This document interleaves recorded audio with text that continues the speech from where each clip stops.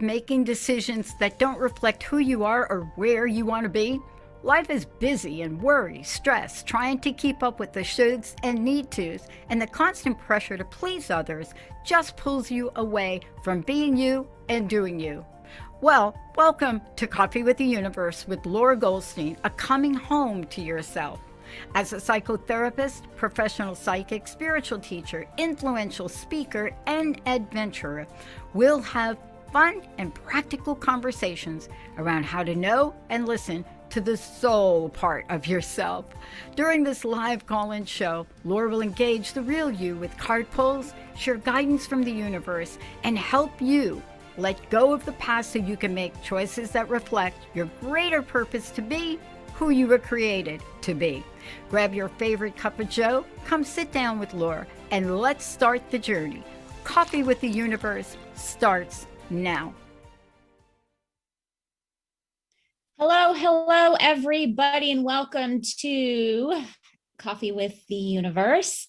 Today, we're going to talk about how to stop shoulding yourself. Now, I'm sending you greetings from Dallas because I am not in my home studio. Let's hope that hotel internet holds up here. And yeah, because you never know when you're in a hotel. And if you're watching this on Facebook Live or in a real replay, you can see my lovely messy bed in the background. But all is good, except it's hotter than Hades here. This is a live call-in show. If you have any questions along the way that you would like to ask, please feel free to do that. If you're watching Facebook Live, you can just go ahead and type in the chat. If you're calling in 1-800-930-2819, that's fine as well. And Benny, the producer, is on here. And Benny, because I am sharing my screen today, I can't see chat. So you're going to have to interrupt me if you can see anything. We're having some technical difficulties today, so I'm not quite sure what's even visible. But if someone calls in or chats or whatever, please feel free to interrupt me. Yeah, not a problem. And we apologize for the inconvenience too. The TTR Network has having some internet issues, so it got pushed back to me. That was hence our delayed start for the network and for KKNW as well here in the local Seattle area. So I will call it out as I see fit, as well as you may take the break at your leisure. Very good. Very good. Cool. All right, so let's get on with the shoulds. You know, it often takes a personal crisis like divorce, loss of a loved one, or some health diagnosis for us to really start to question what we're doing and why. How are we spending our time? What decisions are we making? And the shoulds, and I really wanted to dive into this because this is a really good place to start. When you are really rethinking your life and am I really happy? And do I really value this? One of the biggest traps we fall into is we make decisions about our life based on what we think we should do. And, you know, granted, society is always pressuring us to look a certain way, act a certain way, appear successful. And there's all these rules and regulations. We find them in our family systems. We find them in religious institutions. And pretty soon we just kind of lose track of what we're doing and why. So I want to dive in today to the shoulds to really talk about like where it comes from. So today, and by the way, if you're watching this on Facebook, you will see I have a presentation. If you are listening to this via radio, that's totally good. I'm verbalizing everything, but I wanted to have this just in case I couldn't get my internet working at the hotel. I just wanted to have something to look at versus like a blank screen. Okay, so 3 key points we're going to cover today. We're going to talk about how we get caught in the trap of the shoulds. It's really deceptive. The consequences of falling into making decisions this way. Are you even aware of what you're doing? And then we're going to talk about how to start making decisions. So I'm going to give you some practical tips at the end how to make decisions based on what you truly want instead. All right, so let's dive in. How it starts. It all starts in childhood, much like any negative pattern and positive pattern that we get in. So family values, and family values, it's not a bad thing, but we learned that if our family values respect, then we should say please or thank you. If our family values togetherness and connection, we should make sure that family members and events and birthdays and celebrations are always a priority. So when we're young, we start learning a bunch of shoulds just based on what your family system values. And then, of course, there is the pleasing the parents thing. And this does vary based on birth order. Usually the firstborn is more of like the parent pleaser. They're like the most responsible. But ultimately, as little kids, we do want to make our parents happy and we do want to please them. We realize that we get negative responses from them when we don't act a certain way. So there is that issue of wanting to please them.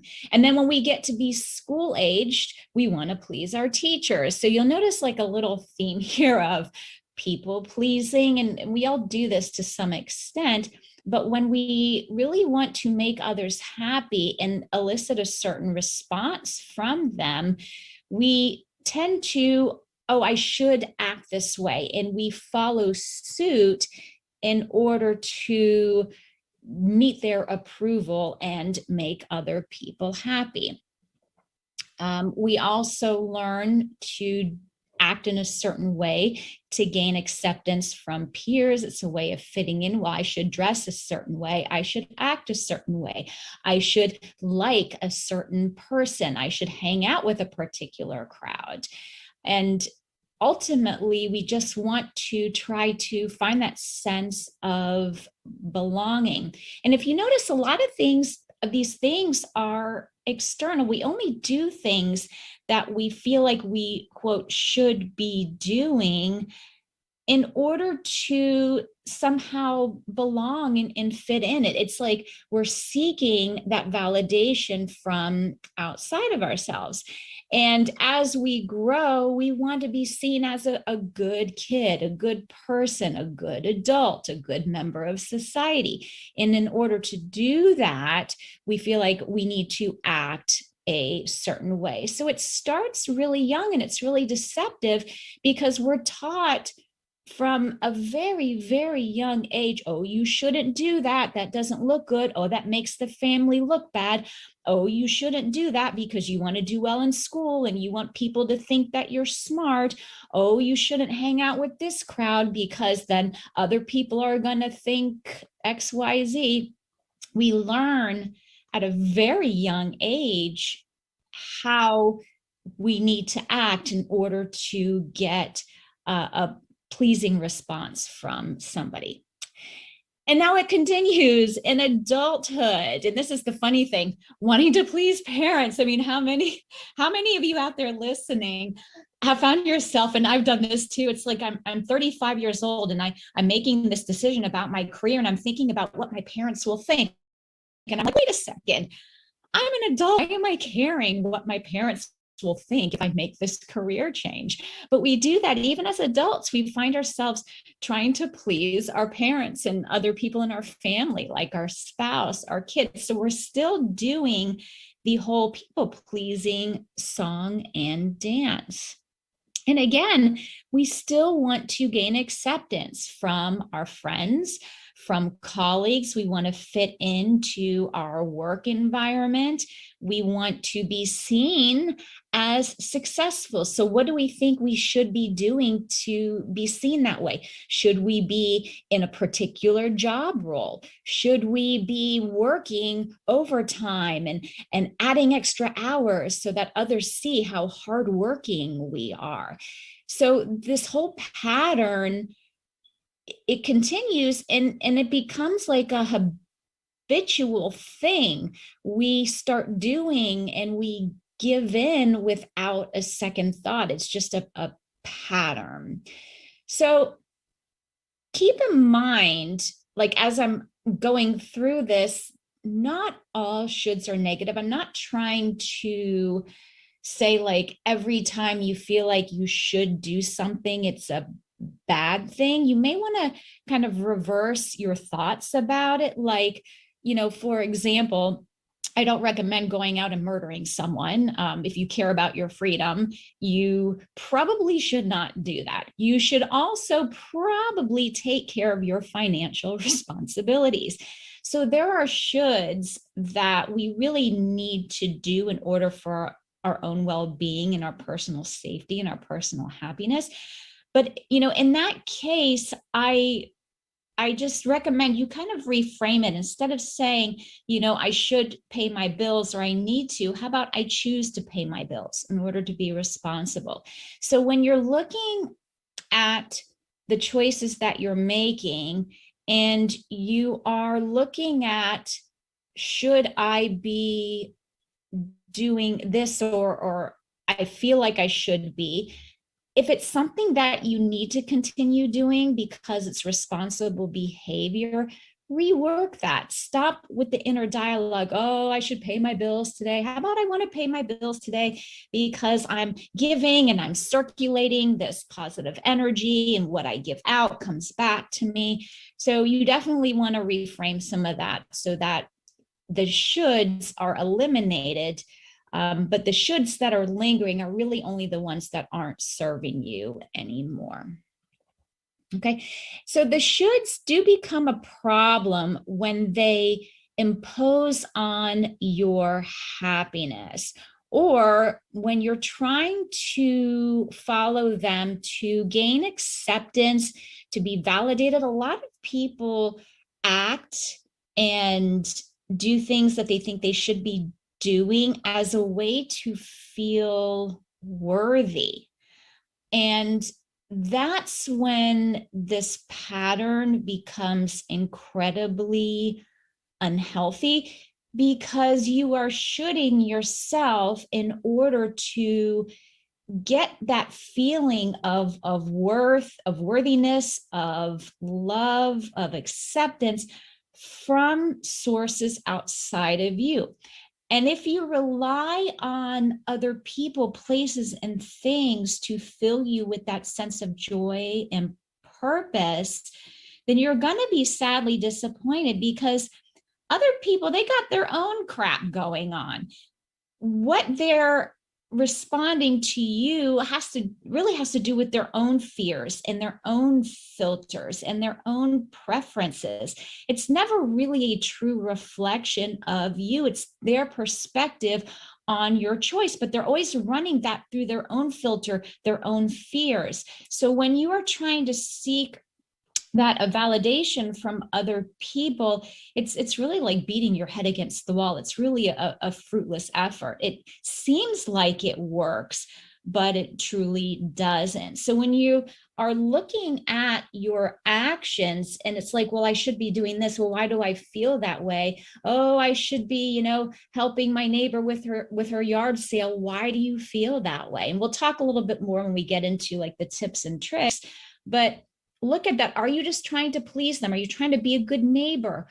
Why exactly are you doing that? And if it's to seek approval or to please, then you're doing this for all of the wrong reasons. And if it still matters to you what other people think, then you probably have a long list of shoulds in your life, whether you are aware of them or not, or paying attention. Because when it really matters what other people think, you start making decisions based on that. Okay, so coming up, are we really aware of how our lives are impacted every time we say I should? We're going to be talking about the consequences of this all. So few short break. We're going to take a short break, and we will be back. All right, Laura, all clear. You're doing fine.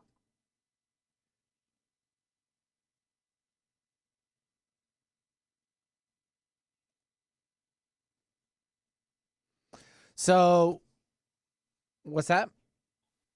How does it work? Like if a show starts late, like what, do I you just just have play like it. extra commercials or something? Yeah, I just front stall. Mm. I had a Ah, backup show from you from a couple months ago ready, but they said to go use my account and then back over. So we're still live on YouTube, by the way, just to let you know. So okay. they're hearing all of us saying hi to the YouTubers. Oh, okay. So I have to say hi to YouTubers too. I did You not know can. that. I'm just saying it's still on a platform. Okay. So since we kind of did a delay, do you want to just do this one break and then can you go to the very top, or do you want to have another break in between? I'll probably go to the very top. No, play it out. I'll just, yeah, I probably won't take another break because I don't know that I'll have time to get through Sure. everything.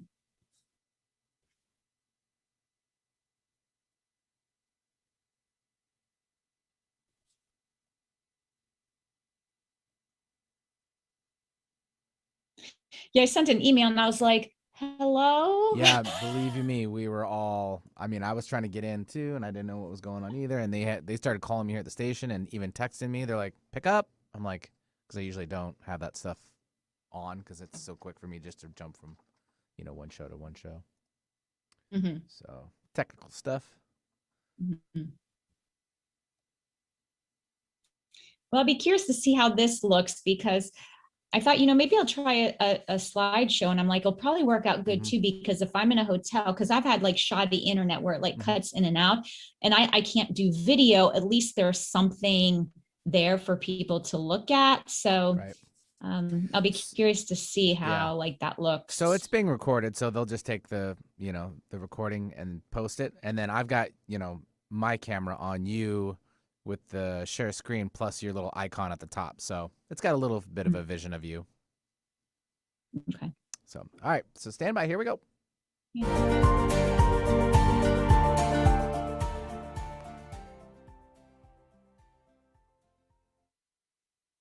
Hello and welcome back to Coffee with the Universe, where we are talking about shoulding yourself, the dreaded I shoulds, making decisions from that place of, I really should be doing this because I think I'm going to get something from it, whether it's validation, acceptance, whether I think it's going to make me look a certain way. And there are consequences to this. So we're going to go and talk about that. Just a reminder, if you want to call in because you have a question or to contribute something, please do so, 1-800-930-2819. Also, if you are watching on Facebook Live, you can type in the chat your question. And then a shout out to YouTube Live people, because I was just told that we are broadcasting. I forget about YouTube people, so sorry about that. If you're watching live, I'm acknowledging you. All right, consequences. Consequences of making decisions based on should. There are emotional implications. So let's talk about emotions first. A lot of resentment. And if you think about it, when you say yes to something that you don't really want to do, you now have surrounded yourself with a bunch of obligation energy. And usually you end up being resentful that you need to tackle such task or take time out of your day to do whatever it is. And resentment is a low-lying like anger energy. So if you start doing things over and over again out of obligation, then that resentment does build to full-fledged anger. And then when you go to said events or whatever you've obligated yourself to doing because you think you should, you're now carrying a negative attitude, this negative energy on the inside, and it becomes misplaced. You do tend to take this out on other people in your life. And it really doesn't serve anyone. So, for example, if you do say yes to, say, helping your neighbor with that garage sale, but yet you had a busy work week and you feel really depleted and you just need some self-care time, but you feel like you should, and so you go, you resent that and you carry that exhaustion with you. You carry that energy and you're not really there being present and serving yourself, maybe the people that come to the garage sale, your neighbor, in a way that's really helpful. There is that presence of the negativity, that heaviness that you are carrying, and the emotions do fester inside of you. It's like that emotional trash can. When it is full of those heavy energies, at some point it just overflows or even explodes. And emotional implications then lead to physical health problems. And I see a lot of anxiety, like the clients who work with me one-on-one, a lot of them come to me because they're experiencing anxiety. And we do take a look at, all right, what exactly are you doing in your life? There's a lot more to it, but part of this process is, how are you making your choices, and what are you doing? Let's look at what a typical week looks like and the things that you're saying yes to. When we start making choices for our life that doesn't really belong to us, and deep inside, like at soul level, we know this, it starts to trigger anxiety. So we have an emotional buildup on the inside. Deep down, we know we don't want to be doing this and that this isn't really aligned to us. And it triggers such anxiety because our physical body, it's like our last resort is, hey, you aren't paying attention to me. You're not paying attention to your thoughts. You're not paying attention to your emotions. You're not paying attention to your inner voice. So guess what? I'm going to kick in and I'm going to start forcing you to pay attention. And the body does this through anxiety. It could be depression, tension all over, like sore shoulders. I get a lot of like back pain, lower back area, which carries a lot of frustration and anger. And so when we start to lose ourselves, it's like almost like our life doesn't feel like it's ours anymore because we're living it by like everybody else's choices and decisions for us, then our body is going to let us know. So usually when people show up with like some kind of physical ailment, even illness, like fibromyalgia is really the body's way of completely shutting down. And there's a lot about that disease that's a mystery. And it's almost like the body is saying, hey, you're not living your life right. So if you really then don't pay attention, that illness, it does manifest in more serious illnesses. And then we have spiritual implications. If you're listening to this on Transformation Talk Radio, so obviously you care about your spiritual development and growth. So there's a lot of issues from a spiritual perspective when you are making decisions by shoulds. Every misaligned choice that you make typically ends in a struggle, or it ends in something, it ends in it's almost like you didn't get a result. It falls flat. So if you're not struggling, you aren't making any forward movement, you're not getting the results that you want. When you're truly aligned and you're listening to that inner voice, you will notice that things flow and you tend to get results, and things just really work out well, sometimes even better than you anticipated.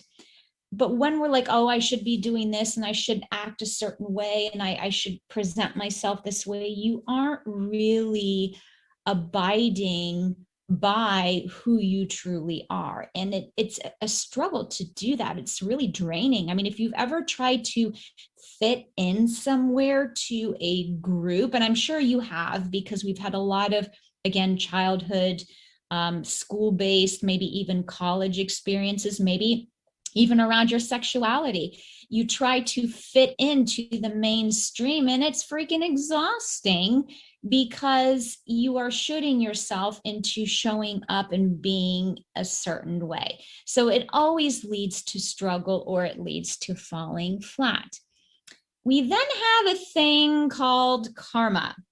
And this is where we make these decisions over and over again, and they become habitual, and it kind of creates this flow of energy that just keeps following us.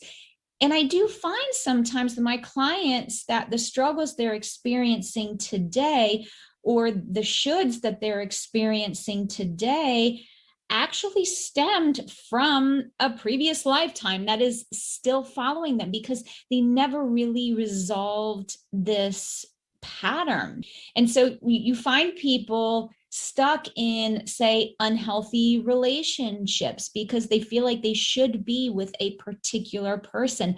Oh, when I was growing up, my, parents always raised me to think that I needed to be with a man or a woman who, had these certain qualities.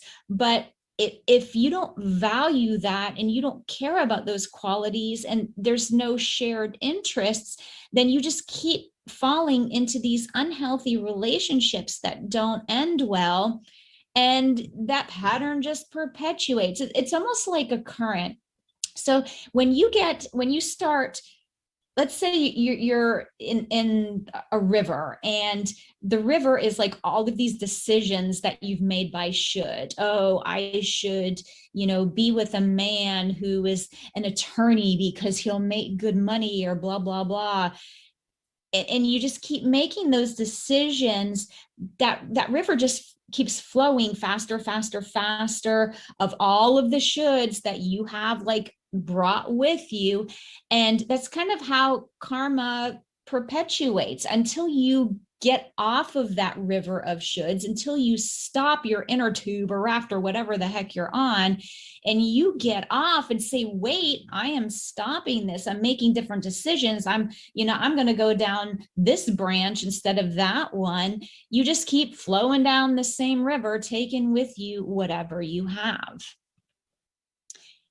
And then we suppress the innate wisdom of our inner voice, which means we stop listening to ourselves, and we get really disconnected from who we are. And let me tell you, we are disconnected enough from who we are. We don't need any extra help. The world is so loud. TV, internet, cell phones, busyness, things that really distract us. We have enough of that going on that we don't need any extra. So the more that you make your choices based on the shoulds, and I need to be doing this, and it has to look this way, the further we get from ourselves. And when we're detached from our intuition, from that inner voice, then we make even like more decisions that aren't aligned. Because remember, your inner voice, your intuition never leads you astray. It always knows. It's your higher self. It always knows what direction for you to go in for your highest good. And it's up to you to do what needs to be done to connect to that, to listen to it, and then follow accordingly. But if we are too busy just being on that river that's flowing down the stream, and we're not paying attention, then we get to a point where that anxiety does kick in, or that depression, and we don't even feel like ourselves anymore. So we have the emotional, we have the physical, and then we also have the spiritual implications of not paying attention to what we're doing. And awareness is key.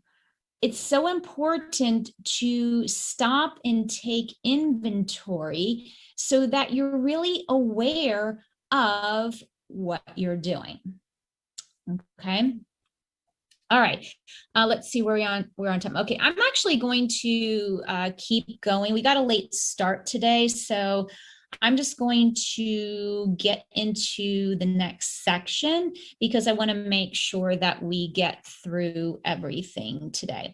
I mean, I really want to go over some practical tips for you so that if you are somebody that likes to people please, or you have a lot of things in your life where you've said yes to out of obligation, you can maybe take some of this and start applying it in order to stop doing it, because that's the whole point. The point is to live your life on your terms based on what you want, not what everybody else thinks you need to be doing and what you think you should be doing in order to make everybody happy. All right, so tip number 1 here is know what you want. And this can be tough for some, especially if you are used to doing things for other people and kind of putting your life on hold for others. I don't know. There's this idea that we need to be selfless and not care about care about others more than you care about yourself. And I'm not really sure how this came across or where it started, but I actually think that's a really selfish kind of approach, because ultimately, if you don't care for yourself, if you aren't healthy, how can you effectively serve other people in the way that you are designed to serve? If you are depleted, then how are you going to be of any support to other people? So this whole idea of, it doesn't matter what you want, you need to, help others first. I think that's really a bunch of hogwash. And I think it gets us into trouble, because then we start again going down this path of not really loving our life, and then having health issues and feeling anxious and depressed and unhappy and resentful. That we were not created by the divine to live that way. So I'm just saying. All right, so know what you want. When I'm working with clients, we really revisit values, because sometimes we just take on the values that we were raised with. And then pretty soon it's like we're making choices around these things. Oh, we're supposed to value kindness and honesty and togetherness and family bonding. And it's like, okay, but wait, are all of these things important to you? I mean, what if you have a toxic family? I mean, that happens. There's some of us that were raised in families that are very toxic to us. And if a family value is like togetherness and family bonding and always being together, is that still serving you? Well, I should be with my family because they're family and they're my flesh and blood and I need to be with them. But guess what? If they're toxic to you, maybe it's time to rethink that value. So to take a good look at what your values are, and you can actually Google it and come up with a bunch of different values, and say, hey, you know what, do I really value this anymore? Or if I do value it, is it like my top 10? You want to focus on what are your real values, the top ones, and go from there. I'm looking at outdated beliefs. What beliefs have you acquired that no longer serve you? I see a lot of this in myself. I was born and raised Catholic, and I always say I'm a recovering Catholic. because when I got to adulthood, I really had to take inventory of my values and my beliefs, because I had a lot of guilt and attachments around what I should be doing, because the rules of the church say so. And I hit this dead on when I got divorced for the first time, because I was married in the Catholic Church, and it was like, oh, well, if you get divorced, you have to get annulled, and then you have to pay the church in order to get married in the church again. I think it was the first like life event that I experienced where I was like, wait a second, why am I doing this? Is this really important to me? Do I value it?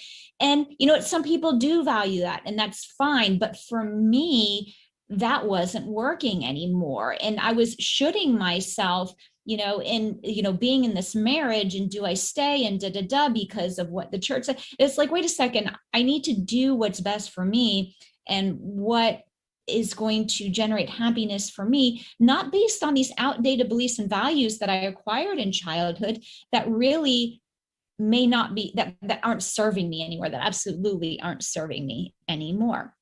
So look at the outdated beliefs, look at really what makes you happy, and also look at what you really hate doing.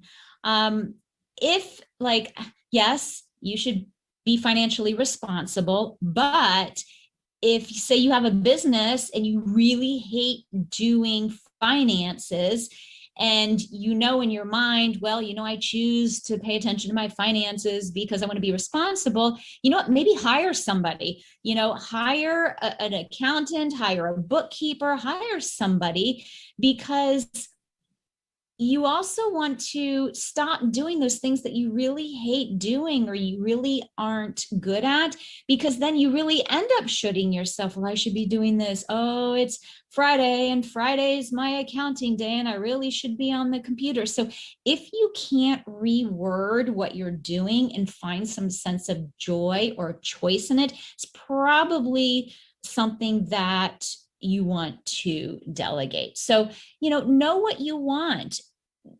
Pay attention to those things and really take the time to plot that out. Number 2, know who you truly are.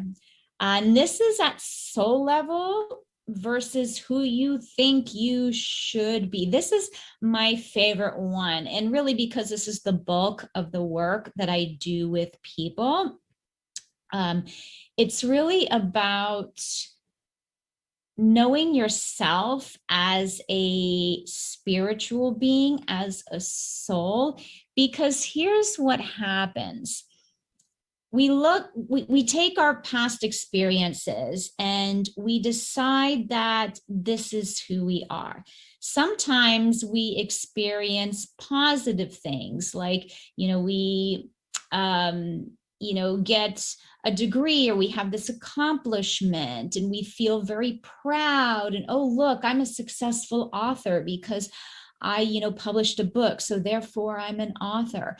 Sometimes our past experiences are not that great and we've experienced trauma or something painful, so we decide, what, I am not unworthy. I should be alone because nobody is going to love me anyway. So depending on positive or negative, it doesn't really matter. We often decide who we are based on things that we've experienced. And sometimes we experience things that aren't even in our control, like we're in some kind of accident or something.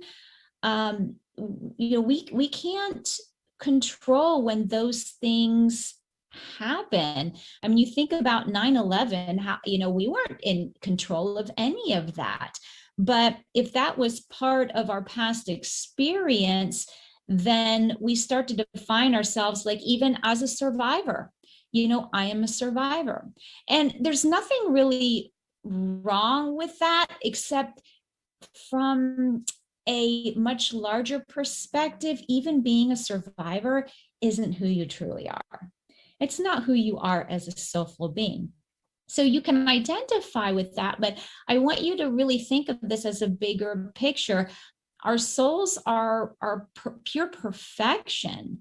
They aren't scarred by things that we experience. I mean, we incarnate from lifetime to lifetime. And let me tell you, past lives, history was a way more violent and way more ugly than it is today. And we get ourselves into a bunch of conundrums, but we can't define ourselves based on that. As a soul, we are perfectly, perfect just as we are. And we've also defined ourselves based on what we've been told, from our parents growing up. Oh, you're a beautiful child and you're so pretty and you could be a model. And so we define ourselves based on our looks. Or if we're told we're ugly, that we're fat and we're sloppy, well, then we also define ourselves based on that. So what we've been told about ourselves from other people, you're successful, you're boring, you're chatty, you have nothing to say, whatever it is that we've been told, we often identify with that. Also, again, what looks good, here's where all the shoulds come in. Well, I should be doing this because that looks good. Our jobs, we often define ourselves like, who are you? Oh, I'm a teacher. Well, okay, but who were you before a teacher? Were you nothing?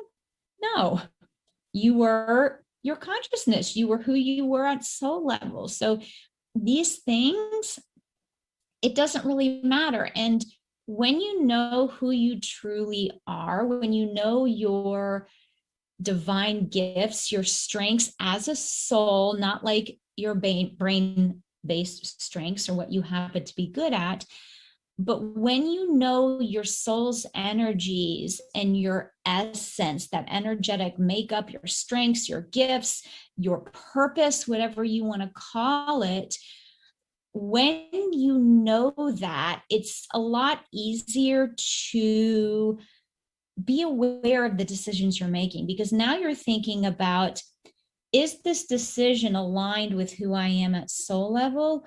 Or is it based on a should, what looks good, my ego identity, my personality? It makes it a lot easier to say no to things and to make shifts. Just like when you know what you truly want, it's also a lot easier to say no to things. And it's just because you are so much more aware of what you're doing. It heightens that awareness. Okay, so that's why this stuff, it's like, yeah, I know who I am. But if you don't, it really behooves you to know this, because again, it's so much easier. Just trust me on this. And then also roles you play, like people identify with like spouse, mother, father, different roles that you play in your life. And there's a bunch. Sibling, brother, sister, whatever it is, we also tend to identify with that. So the point here is know yourself, know who you truly are, let go of some of these things here, these experiences, and get to know who am I at soul level? What is my spirit like? What does that energy look like? And 3 here, pay attention to every choice. Okay, so I know it seems really tedious, but if you're really stuck in this whole people-pleasing pattern, if you're really stuck and you feel like you've lost control over your life and it's not yours, you need to slow down. And I get that this is really hard for a lot of people. I give my clients this assignment and they're just like, oh my gosh, but I'm so busy. It's like, yeah, but you have a choice. You can continue being busy and flowing at high speed with that current of shoulds down the river, or you can make an effort to stop and get off the river and just rethink. So I recommend that you make your decision-making and your choices for the day part of your morning routine. If you don't have a morning routine, I'm gonna talk about how you can get one in a second, but every morning, Doesn't matter what day, make it a habit, make it a lifestyle. This isn't just like something that you want to do every so often.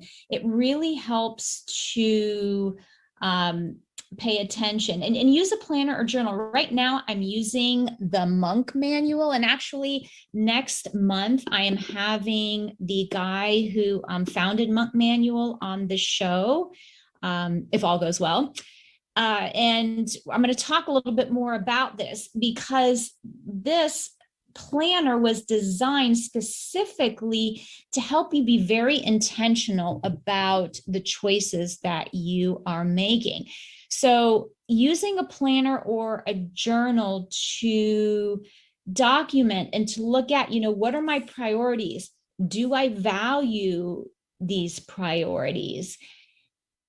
Am I in alignment with this? Is this in alignment with who I am at soul level? Or am I trying to be somebody that I'm not? It's really helpful to get it on paper and do some reflection. That's actually how the show got its name, Coffee with the Universe. I started having coffee with the universe every morning with my journal on my yoga mat, trying to figure out my life, like things that I wasn't happy with, things that weren't going well, places where I felt misaligned, the anxiety I was experiencing. That's how my specific Coffee with the Universe morning routine got started. It was to be more intentional with my choices and to really look at my values and my beliefs and, what am I doing? When you pay attention to every choice you're making, you're then able to redirect and to eliminate anything that you need to. It's like you can be aware and say, you know what, I have this on here, but this is something I feel like I should be doing. This isn't something I really want to do. This isn't part of my updated values. You can only redirect, eliminate when you are aware. Okay. Now, Coffee with the Universe, Morning Magic. If you don't have a morning routine, I suggest you get one. And I actually created a little course for anyone who wants to start a morning routine, to start their day calm, collected, connected to their intuition, focused. And yes, it helps with productivity, but it also helps that you are doing the things that matter to you. So if you need to start a morning routine and you want help, you can go to cwtu.net/morningmagic. CWTU, that's Coffee with the Universe shortened.net/morningmagic. All right, I created this course specifically for that. I talk about all different kinds of planners and journals, including the Monk Manual. So if you need to start being more intentional about your day's to-dos, this is a really good option for you. cwtu.net/morningmagic. Okay, again,